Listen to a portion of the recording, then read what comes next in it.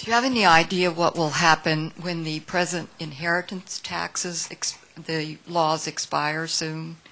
And will they keep them? Will they have new ones? What do you expect? You will see the greatest wealth transfer from private individuals into the federal treasury that has ever occurred in the history of man, because we are about to see the greatest wealth transfer occur in the history of man. And so the question will be, will that wealth transfer, which is currently held in private hands, pass to other private hands, whether that it is family, charitable trusts, whatever happens? Will that wealth transfer occur to a private individual, or will it be transferred to the public treasury? And I will tell you right now, if the current freewheeling, free-spending liberal Democrat majority remains in power, there's not a chance that that wealth transfer will pass into private hands. There is not a chance. Now, the House, when it was under Republican control, passed not once but twice total estate tax repeal. They did it twice. They couldn't get it through the U.S. Senate, but now the ticking time bomb of the estate tax is upon us.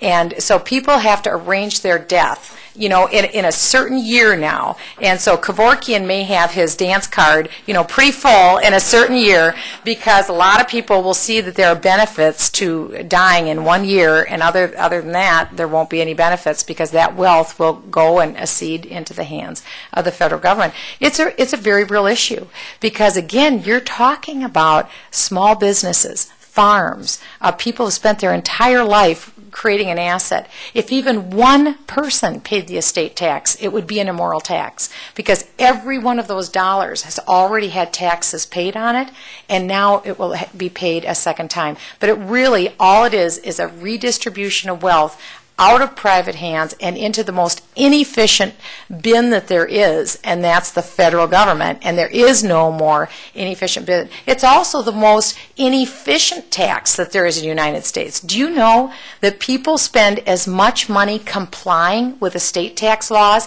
as they do in the revenue that the federal government realizes from estate tax? So it's a very inefficient tax. We'd be far better off if we just completely repealed estate tax, because after all, think of what people who have means do for this country. When they take that money and put it into medical foundations, institutions of higher learning, create another factory or another job, that money stays in the economy. It is the most efficient use of wealth that there is. I'm just reading a biography right now on the Rockefeller family. I had no idea what God-fearing people the Rockefellers were. The original John Sr. and his son, and their whole goal was to take that money. John Sr. said that God gave me this money. This was God's will, so that I could give it back to Him as an article of service to Him and benefit mankind. And so he created health centers and missions across the world, and one entity after another, so that he could benefit mankind.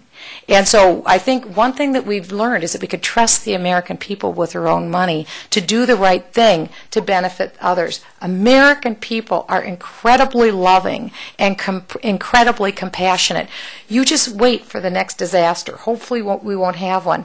But the recent wildfires in California, or Hurricane Katrina, who was there first in Hurricane Katrina? It was the churches. It was the churches that got there first, who were the most efficient. Our son went down and volunteered for 2 weeks through the Red Cross. It is the private organizations that are the most responsible, and FEMA is still living with the outfalling of that. So that's a long answer to what's going to happen. I'm afraid in the current political climate, all that money is going to transfer to the federal treasury. Michele, if I could